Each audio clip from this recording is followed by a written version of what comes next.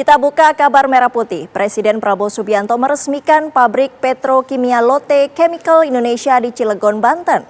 Pabrik ini merupakan proyek investasi langsung dari perusahaan Korea Selatan. Lotte Chemical Indonesia (LCI) merupakan salah satu pabrik petrokimia terbesar di Asia Tenggara dengan nilai investasi mencapai 3,9 miliar dolar Amerika Serikat atau setara 65,13 triliun rupiah. Peresmian pabrik ditandai dengan penekanan tombol sirine oleh Presiden. Kehadiran LCI diharapkan mampu mengurangi ketergantungan Indonesia terhadap impor bahan baku petrokimia, memperkuat industri hilir manufaktur, serta menciptakan ribuan lapangan kerja.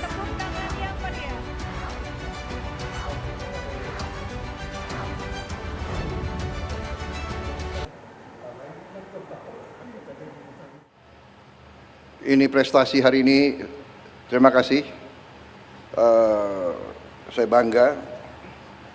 Intinya itu yang ingin saya sampaikan. Kita harus dukung investasi asing. Mari kita memberi manfaat bersama. Ya.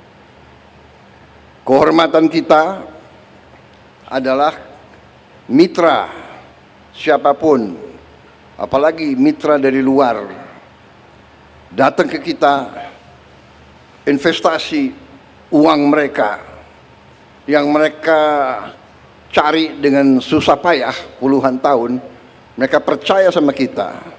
Di sini mereka beri manfaat kepada kita. Kita harus amankan, kita harus jaga mereka supaya mereka di sini nyaman, mereka di sini kita terima dengan hati dan tangan terbuka, dan tidak boleh ada unsur-unsur yang mengganggu. Kita saling menghormati, saling memberi kebaikan. Dengan demikian kita akan cepat lompat tingkat yang lebih baik.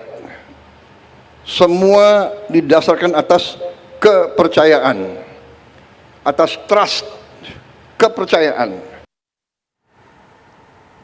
Presiden Prabowo Subianto mengajak masyarakat untuk menghormati para pemimpin terdahulu dan tidak mencari-cari kesalahan mereka. Hal itu dikatakan oleh Prabowo dalam sambutannya saat peresmian pabrik PT Lotte Chemical Indonesia.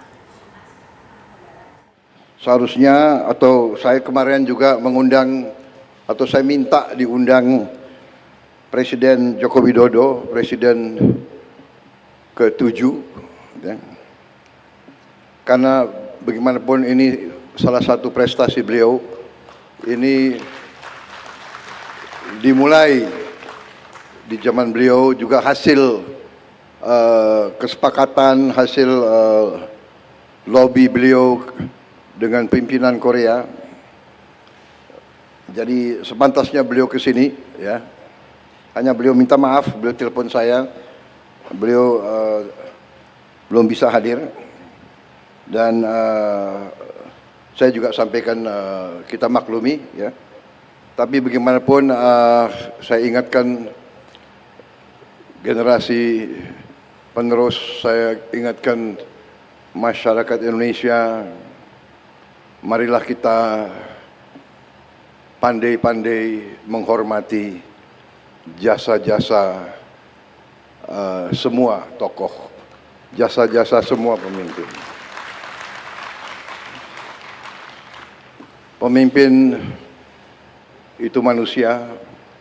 Apakah pemimpin maha paripurna? Ya tidak. Pemimpin pasti ada kekurangan, tapi pada esensinya marilah kita punya rasa keadilan di hati kita. Marilah kita menjadi manusia yang jernih. Marilah kita menghormati orang tua, menghormati semua yang berjasa. Dan ini juga kenapa saya tadi ingatkan, saya minta Pak Jokowi diundang, ya.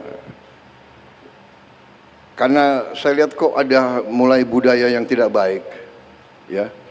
Pemimpin dikuyu-kuyu, dicari-cari. Pada saat berkuasa disanjung-sanjung. Ini budaya apa? Ini harus kita rubah. Ya kan?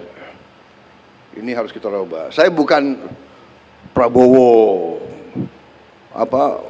takut sama Jokowi. Prabowo masih dikendalikan oleh Pak Jokowi. Enggak ada itu. Pak Jokowi itu enggak pernah nitip apa-apa sama saya. Ya saya harus katakan yang sebenarnya, kan begitu. Pak Prabowo takut sama Pak Jokowi. Enggak ada itu. Untuk apa saya takut sama beliau? Oke, aku hopeng sama beliau kok takut. Iya kan? Usai meresmikan pabrik petrokimia di Cilegon, Banten, Presiden Prabowo segera kembali ke Istana Kepresidenan untuk melakukan sejumlah agenda. Kabar selengkapnya disampaikan reporter TV One Fatima Albahar. Fatima, apa saja agenda Presiden Prabowo saat ini di Istana Kepresidenan? Ya, Sita dan juga pemirsa, memang Presiden Prabowo Subianto saat ini sudah kembali di Istana Negara Jakarta untuk melakukan sejumlah kegiatan. Namun jika sedikit kita rangkum, memang tadi pagi Presiden Prabowo Subianto ini meresmikan pabrik Lotte Chemical Indonesia di Cilegon, Banten, di mana pabrik Lotte Chemical ini merupakan salah satu investasi dari negara Korea Selatan. Dalam tadi acara tersebut, Presiden Prabowo juga menyampaikan sambutannya, merasa bahwa para investor ini harus dijaga kepercayaannya agar bisa terus menaruhkan investasi sejumlah nilai yang luar biasa untuk Indonesia. Dan seperti diketahui bahwa memang pabrik Lotte Chemical Indonesia ini merupakan salah satu pabrik petrokimia terbesar se-Asia Tenggara dan juga terbesar di Indonesia selama 30 tahun terakhir. Ini merupakan salah satu pabrik petrokimia terbesar yang dibangun di Indonesia, di mana ini juga memiliki nilai investasi sekitar 3,9 miliar dolar atau setara dengan 62,4 triliun rupiah dengan asumsi kurs dolar 16.000 rupiah. Dan tadi memang acara pun sudah selesai. Presiden Prabowo Subianto langsung bergegas kembali ke Istana Negara menggunakan helikopternya, kemudian juga sudah tiba di Istana Negara dan dilanjutkan dengan sejumlah agenda, di mana tadi sudah sejumlah menteri yang datang ke istana seperti Menteri Pertanian Amran Sulaiman, kemudian Menteri Investasi Rosan Roslani dan Menteri Keuangan Purbayayudi Sadewa. Tadi kami sempat menanyakan langsung kepada Menteri Pertanian Menteri Pertanian Amran Sulaiman, agenda apa, rapat terbatas apa yang akan dibahas hari ini. Dan tadi disampaikan oleh Menteri Pertanian bahwa rapat hari ini akan membahas mengenai pangan dan juga hilirisasi. Namun kita masih menunggu jalannya rapat bersama sejumlah menteri dengan Presiden Prabowo Subianto, dan kita akan tanyakan apa hasil rapat terbatas hari ini dengan tema besar mengenai pertanian, kemudian juga pangan dan hilirisasi. Sementara itu, Fatima Albar langsung dari Istana Kepresidenan Jakarta, terima kasih. Kita ke informasi selanjutnya. Presiden Prabowo Subianto menggelar rapat terbatas membahas kereta cepat Wus kemarin. Sejumlah menteri hadir di Istana Kepresidenan, salah satunya Menteri Investasi dan Hilirisasi Rosan Roslani. Sebelumnya, beberapa menteri sudah dipanggil Presiden Prabowo Subianto ke istana terkait Wus, tak terkecuali Menteri Keuangan Purbayayudi Sadewa. Presiden Prabowo Subianto menekankan pemerintah akan bertanggung jawab atas utang dari proyek kereta cepat Jakarta-Bandung Wush.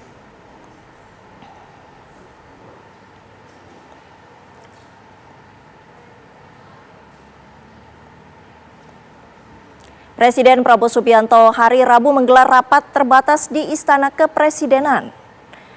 Ratas membahas ekonomi dan kemiskinan. Usai ratas dengan Presiden, Menteri Investasi dan Hilirisasi Rosan Roslani menjawab pertanyaan dari wartawan mengenai penyelesaian kereta cepat Wus. Menteri Rosan mengungkapkan sejumlah langkah disiapkan untuk proyek kereta cepat Wus ini.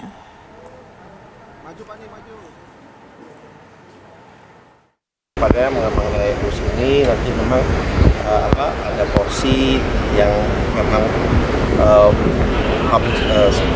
public sector obligation yang akan ditanggung oleh pemerintah, dan juga ada yang sarananya ini yang akan ditanggung oleh bersama-sama lah. Ya. Dan Pak, tapi yang presentasinya gimana Pak? Tapi opsinya itu berarti yang kayak semua apa pengalihan prasarana Wus Pak yang akan nanti diambil Pak.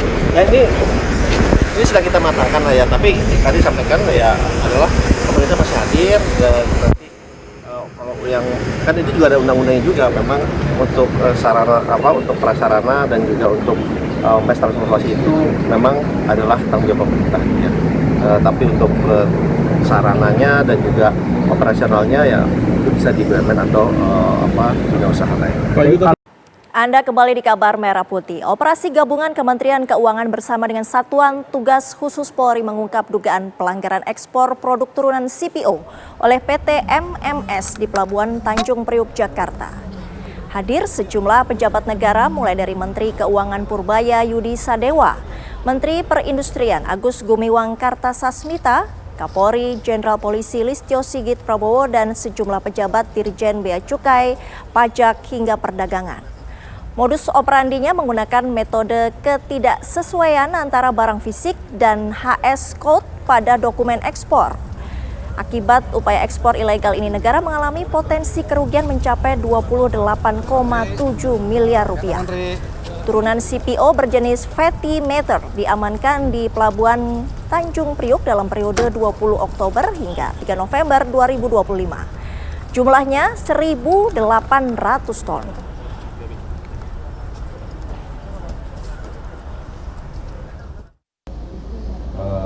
Didapati bahwa ternyata kandungan yang ada di dalamnya ternyata tidak sesuai dengan komoditas yang seharusnya mendapatkan kompensasi bebas pajak. Di dalamnya berisi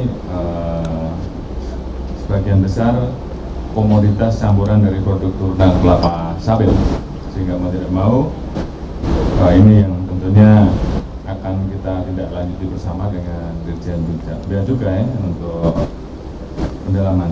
Dan alhamdulillah dari yang bisa diamankan ada kurang lebih 87 kontainer yang kita duga melakukan pelanggaran ekspor produk turunan CPO.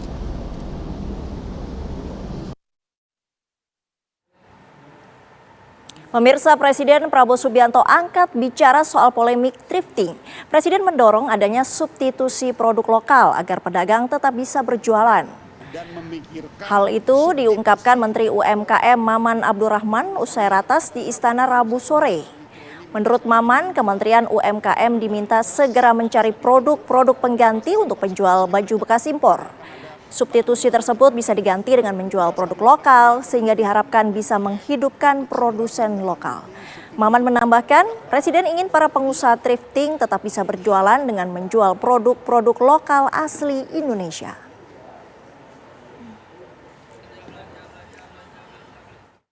Jadi misalnya pada saat pengusaha-pengusaha mikro ini mereka selama ini menjual barang-barang bekas, pada saat ditutup pastikan konsekuensinya mereka tidak akan ada barang jualan lagi. Nah, ditugaskan kepada kami Kementerian UMKM untuk segera menindaklanjuti substitusi produk-produk barang yang akan menggantikan para pengusaha-pengusaha di beberapa daerah-daerah thrifting ini untuk dia juga bisa berjualan produk-produk lokal domestik kita. Sementara itu, Kantor Pelayanan Utama Bea dan Cukai Batam, Kepulauan Riau memusnahkan barang bukti ilegal yang berasal dari luar negeri senilai total 15,8 miliar rupiah. Pemusnahan dilakukan setelah seluruh barang memperoleh status hukum tetap dan tidak dapat dimanfaatkan kembali. Barang-barang tersebut merupakan hasil penindakan atas pelanggaran di bidang cukai, impor ilegal, serta penyelundupan barang larangan dan pembatasan. Potensi kerugian negara diperkirakan sebesar 12,53 miliar rupiah. Barang yang dimusnahkan diantaranya rokok, miras, pakaian bekas, dan barang elektronik.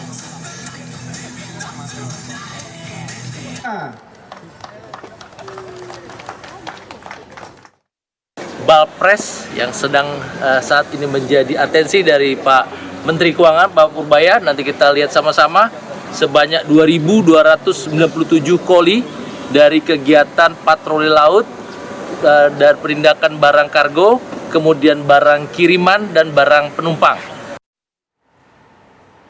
Kita ke informasi lain, Menteri Kebudayaan Fadlizon mengungkapkan 24 nama calon pahlawan nasional baru menjadi usulan prioritas untuk mendapat gelar pahlawan nasional pada peringatan Hari Pahlawan tahun ini. Fadlizon yang juga menjadi Ketua Dewan Gelar, Tanda Jasa dan Tanda Kehormatan GTK dipanggil oleh Presiden Prabowo untuk mengikuti ratas pada Rabu sore. Usai ratas, Fadlizon mengatakan dari 49 nama usulan calon pahlawan nasional, 24 nama menjadi usulan prioritas. Salah satu nama itu adalah Presiden kedua RI Soeharto sebagai calon pahlawan nasional dari Jawa Tengah.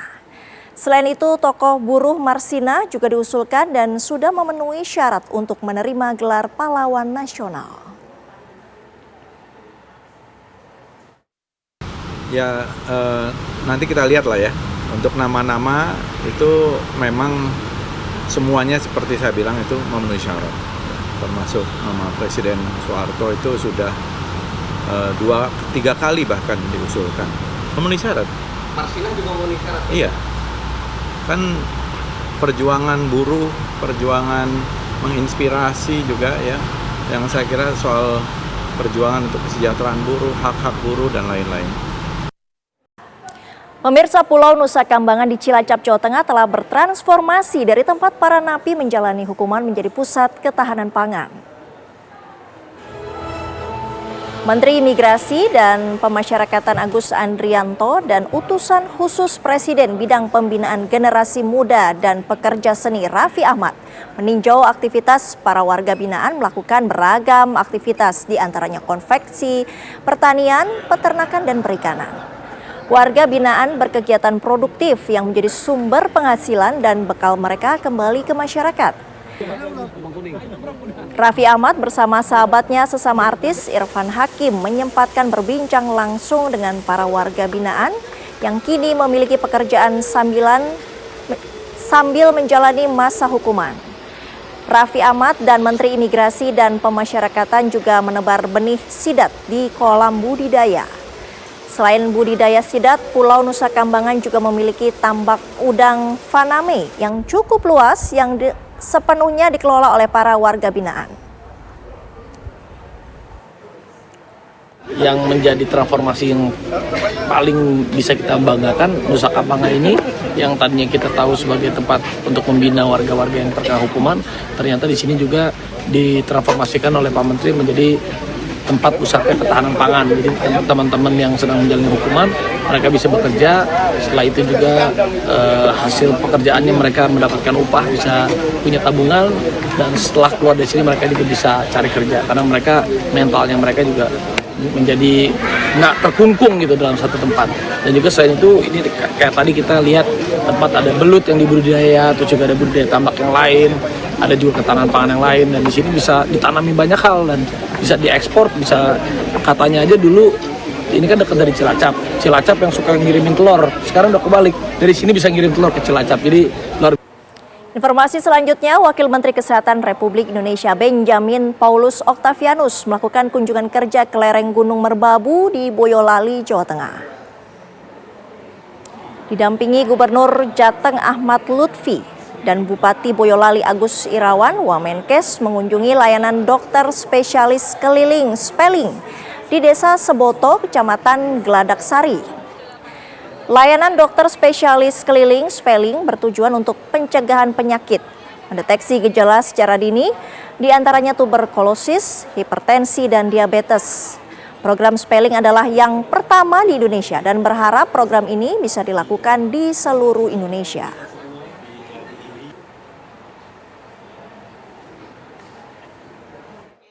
Speling, spesialis keliling, itu saya kira mungkin ini pertama di Indonesia ya. Suatu kegiatan yang luar biasa ini, dan terjadi ini sudah di 706 desa. Jadi bukan sesuatu yang baru pertama, tapi ini sudah ke 700 sekian. Ini saya ingin belajar agar ini bisa dilakukan seperti ini di berbagai wilayah. Pemirsa, Satuan Pelayanan Pemulihan Gizi SPPG Bandaraya Lamlagang Kota Banda Aceh setiap minggunya selalu menyajikan makan bergizi gratis dengan menu khas tradisional Banda Aceh. Menu tersebut dipilih guna untuk menjaga kearifan lokal melalui kuliner kepada generasi Aceh mulai dari usia dini. Dapur SPPG Bandaraya, Lamlagang Kota Banda Aceh, Provinsi Aceh, menyiapkan sebanyak 2.000 porsi lebih makanan bergizi gratis, menu khas tradisional Aceh, yang akan didistribusikan ke sejumlah kota mulai dari tingkat TK, SD, SMP, dan SMA yang berada di Kecamatan Bandaraya, Kota Banda Aceh. Menu MBG khas tradisional Aceh yang akan didistribusikan kali ini, yaitu nasi goreng nektu, dikombinasi dengan lado teri tempe, telur dadar asam sunti kelapa, dan untuk sayurannya ada tumis buncis, wortel, serta buah kelengkeng yang mengandung 500-600 kalori. Menurut Nadia, ahli gizi SPPG Dapur Bandaraya, menu MBG kali ini dipilih guna untuk menjaga kelestarian masakan tradisional khas Aceh sesuai rasa pada pelajar di Banda Aceh. Program menu masakan tradisional khas Aceh di Dapur SPPG ini dilakukan 2-4 kali dalam sebulan. Selain itu, program menu khas Aceh ini juga selaras dengan instruksi Gubernur Aceh dan Badan Gizi Nasional. Sebenarnya nggak ada alasan spesifik ya, mungkin kita memang setiap minggu atau setiap bulannya itu ada satu hari itu kita buat menu lokal memang ya, mengikuti anjuran dari BGM juga, terus anjuran dari gubernur kita ya untuk melestarikan pangan dan juga menu lokal. Jadi itulah kenapa hari ini kebetulan pas banget datang di saat distribusian menu lokal. Jadi hari ini itu menu kita itu makan menu lokal, yaitu nasi goreng nektu atau bunektu dengan kombinasi telur kelapa dan sunti, terus didampingi juga dengan balado teri tempe kacang, dan sayurnya itu tumis buncis wortel. Buahnya ada untuk per hari ini kita distribusinya itu ada 2.573 porsi.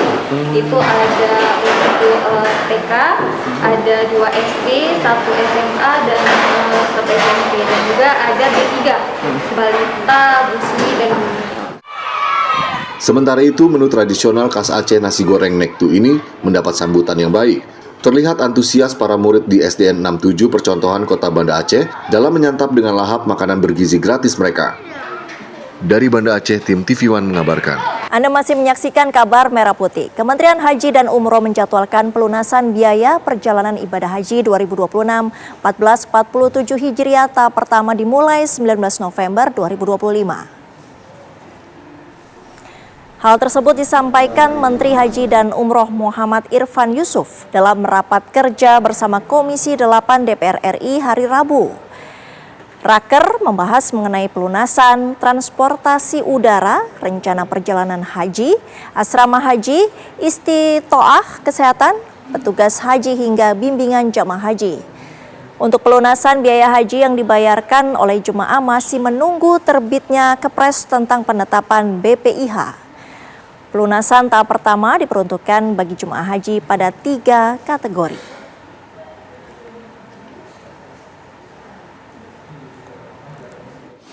Setelah terbitnya keputusan presiden tersebut, akan dimulai pelunasan tahap pertama yang kita harapkan 19 November 2025. Pelunasan tahap pertama ini diperuntukkan untuk jamaah haji reguler lunas tunda berangkat, jemaah haji reguler masuk alokasi kuota keberangkatan tahun 2026 Masehi, dan prioritas jemaah haji reguler lanjut usia.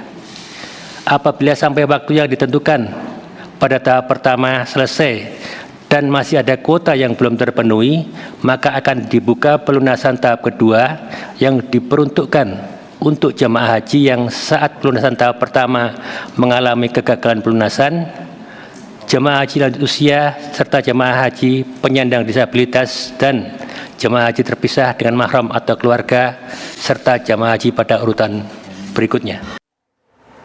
Pemirsa, konferensi pendidikan pesantren digelar di Jakarta membahas tentang dukungan percepatan pelaksanaan Undang-Undang Nomor 18 Tahun 2019 tentang pesantren.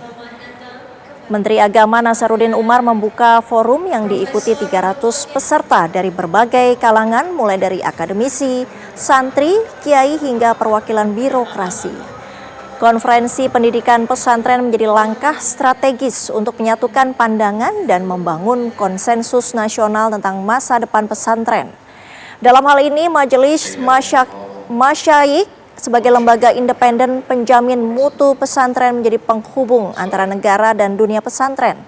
Sementara pesantren Sementara Menteri Agama Nasaruddin Umar menyampaikan rencana pembentukan Direktorat Jenderal Pondok Pesantren.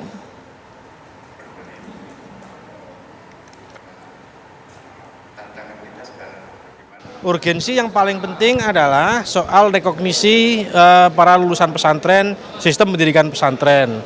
Jadi melalui undang-undang itu tidak ada lagi segregasi antara pesantren dan pendidikan non pesantren. Tidak ada perbedaan antara lulusan pesantren dan lulusan non pesantren.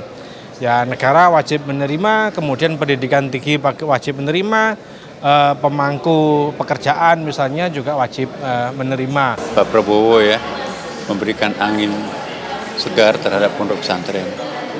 Ya, banyak sekali langkah-langkah beliau yang memberikan penguatan kepada pondok pesantren.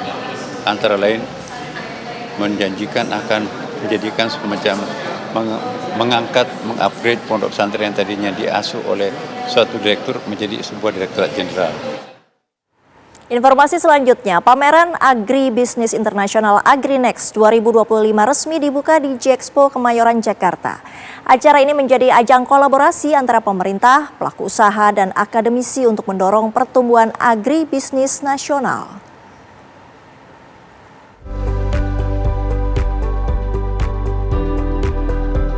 Acara pembukaan AgriNext 2025 digelar di Hall D2 J-Expo Kemayoran dan menghadirkan beragam pemangku kepentingan di sektor agribisnis. Di antaranya Direktur Jenderal Pengembangan Ekspor Nasional Fajarini Puntodewi, Ketua Umum Apindo Sinta Kamdani, Wakil Ketua Umum Kadin Bidang Ekspor Juan Permata Adu, serta pemimpin redaksi TV One Lalu Mara Satria Wangsa yang hadir mewakili Abu Rizal Bakri. Tahun ini, AgriNext menghadirkan 140 stand dari berbagai sektor, mulai dari pertanian, peternakan, perikanan, hingga teknologi hijau. Pameran ini telah menjadi wadah strategis bagi pemerintah, swasta, dan masyarakat untuk berkolaborasi mendorong kemajuan agribisnis di tanah air. Harga, kalau harga memang ini sekarang godaan yang terbesar di pasar dalam negeri, kalau harus memilih antara produk impor dan produk lokal. Kalau selama importnya lebih mahal, pasti mereka pilih lokal. Karena concernnya kepada harga itu tinggi sekali. Tapi kalau ternyata yang import lebih murah, maka kita imbangi itu dengan membangun sense of belonging dari rasa memiliki produk bangsa sendiri. Gemari produk lokal. Melalui AgriNext diharapkan potensi agribisnis Indonesia dapat memberikan kontribusi lebih besar terhadap pembangunan nasional. Pameran AgriNext 2025 akan berlangsung sejak tanggal 6 November hingga 8 November mendatang. Dari Jakarta, Naufanzam, Mulya Rahman, TV One mengabarkan. Presiden Prabowo Subianto meresmikan pabrik petrokimia Lotte Chemical Indonesia di Cilegon, Banten. Pabrik ini merupakan proyek investasi langsung dari perusahaan Korea Selatan. Lotte Chemical Indonesia (LCI) merupakan salah satu pabrik petrokimia terbesar di Asia Tenggara dengan nilai investasi mencapai 3,9 miliar dolar Amerika Serikat atau setara 65,13 triliun rupiah. Peresmian pabrik ditandai dengan penekanan tombol sirine oleh Presiden. Kehadiran LCI diharapkan mampu mengurangi ketergantungan Indonesia terhadap impor bahan baku petrokimia, memperkuat industri hilir manufaktur, serta menciptakan ribuan lapangan kerja.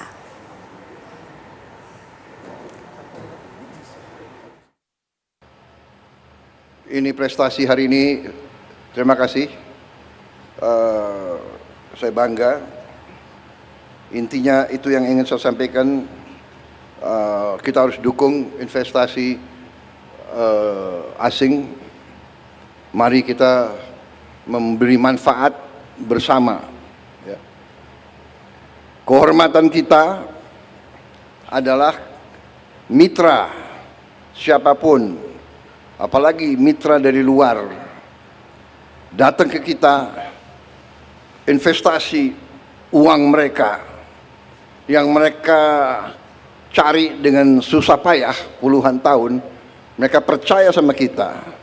Di sini mereka beri manfaat kepada kita. Kita harus amankan, kita harus jaga mereka supaya mereka di sini nyaman, mereka di sini kita terima dengan hati dan tangan terbuka, dan tidak boleh ada unsur-unsur yang mengganggu. Kita saling menghormati, saling memberi kebaikan. Dengan demikian kita akan cepat lompat tingkat yang lebih baik. Semua didasarkan atas kepercayaan, atas trust, kepercayaan. Kelas pemantapan para bupati oleh Lembaga Ketahanan Nasional atau Lemhanas mulai bergulir per hari ini. Para bupati mengikuti pembekalan sejumlah isu strategis dalam penguatan kinerja daerah. 25 bupati hari ini mengikuti sesi pemantapan dengan menyerap beragam materi seperti integritas, manajemen nasional, hingga wawasan kebangsaan dan undang-undang. Penyiapan ini juga akan ditambah dengan studi banding ke Singapura. Dengan para bupati ditargetkan dapat membuat proyek akhir untuk implementasi keunggulan daerah dengan menyerap konsep modern dari Singapura. Rencananya sejak resmi dibuka kemarin, kelas pemantapan para bupati dan wali kota ini berlangsung hingga 18 November 2025 mendatang dengan menyerap berbagai pemahaman serta pembelajaran yang berkaitan dengan tata kelola daerah.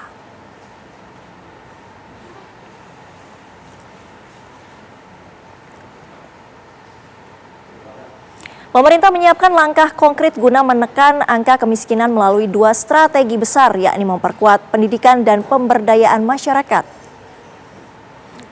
Dalam pernyataan seusai menghadiri rapat terbatas bersama dengan Presiden Prabowo, Menko Pembangunan Manusia dan Kebudayaan Pratikno, dan Menko Bidang Pemberdayaan Masyarakat Muhaimin Iskandar menyampaikan bahwa Presiden Prabowo memerintahkan agar sektor pendidikan menjadi ujung tombak pemutusan rantai kemiskinan. Pendidikan vokasi menjadi prioritas utama.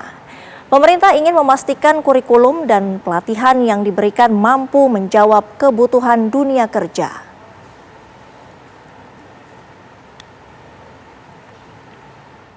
Salah satu poin penting adalah mengatasi penanggulangan kemiskinan dengan cara memutus mata rantai kemiskinan melalui 2 skema strategi. Yang pertama pendidikan. Yang paling konkret sekolah rakyat dengan berbagai perkembangan.